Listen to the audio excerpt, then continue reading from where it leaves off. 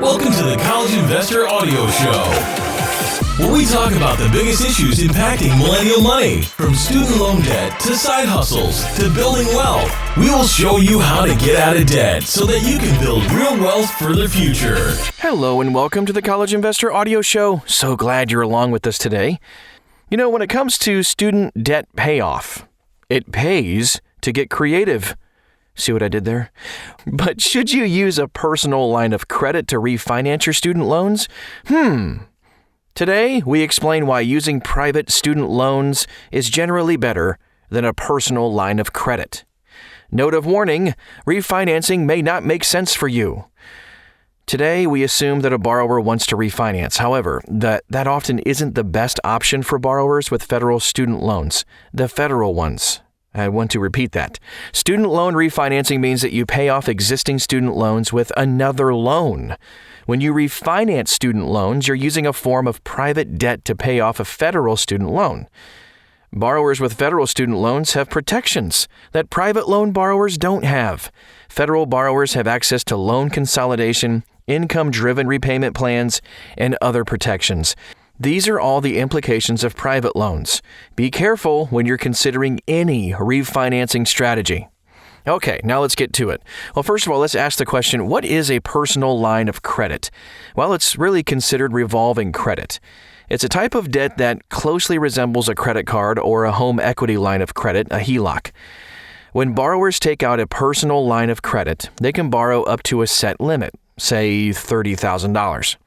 Borrowers only pay interest on the amount they draw against the line of credit.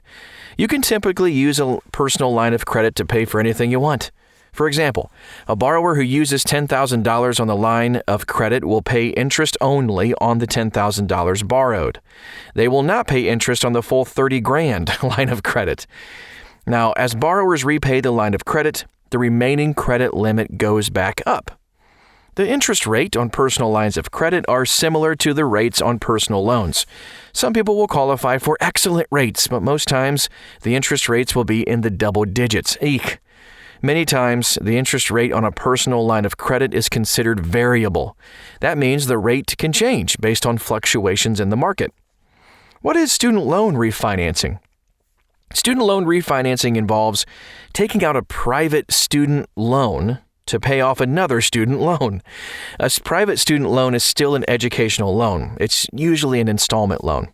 That means borrowers who make payments as agreed will repay the student loans in a fixed period of time. The monthly payment and the interest rate on the loan are likely to be fixed for the life of the loan. What's the difference between a personal line of credit and a private student loan? Well, a personal line of credit and a private student loan are both private debt. Both are used to pay for education. However, the loan options have distinct differences related to uses, repayment, taxes, credit scores, and bankruptcy. So let's go ahead and take a look at some of the uses for a personal line of credit versus student loans. Now, a personal line of credit can be used for almost anything. You might be able to use the line of credit to pay for upgrades to your house, pay off credit card debt, and potentially pay off some or all of your student loans. However, a bank may not allow borrowers to use it to repay student loans. Limitations on usage depends on the bank. Now, by contrast, private student loans can only be used to pay off existing student loans. You cannot roll other debts into a student loan refinance. Repayment, personal line of credit versus student loans. Now, private student loans are almost always installment loans with fixed interest rates. That means your loan payment will be the same month in and month out for a fixed period of time. After that time, your loan is paid off. By contrast, a personal line of credit is a form of revolving credit. The interest rate is likely to change over time, and the minimum payment may not lead to payoff during an initial lending phase. Borrowers who are hoping to get rid of student loan debt need to be very careful to pay more than the minimum to get rid of the debt quickly. There are tax implications too. Let's take a look at the personal line of credit tax implications versus student loans. Student loan borrowers are entitled to student loan interest deductions up to $2,500 per year. This tax benefit is a great way to save up a few $100 every year in taxes. However, the benefit is only for qualified student loans. Qualified student loans are loans that are used exclusively to pay for educational expenses. The loans must be for the taxpayer, spouse, or dependent who was a student, for education provided during an academic period when the student was eligible. Educational expenses had to be paid within a reasonable period of time before or after you took out the loan. Private student loans almost always meet this requirement because student loans are only issued for the cost of attendance associated with an eligible student's time in school. Theoretically, a personal line of credit could qualify as an educational loan. However, a borrower may have a tough time proving that all three of these qualifications are met at the time of borrowing. And if you use the personal line of credit to pay for other expenses, it definitely doesn't qualify. There are some credit score implications too between the two. Let's take a look at those. So when you run up a personal line of credit, you are increasing your credit utilization ratio. That will hurt your credit score the same way that running up your credit card will hurt your credit score. In general, you want to keep credit utilization low on all your revolving lines of credit. Your credit score will only increase as you pay down the line of credit. By contrast, student loans are installment loans. As long as you pay down the loans as agreed, the effect on your credit score will be neutral or positive. There are bankruptcy implications too between these two.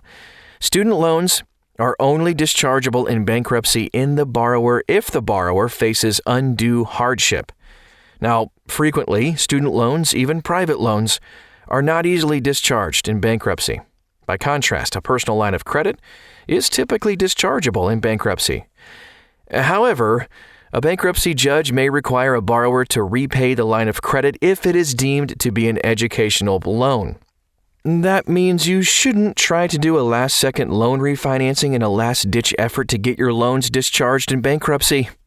So let's take a look at if it ever makes sense to use a personal line of credit to pay off student loans.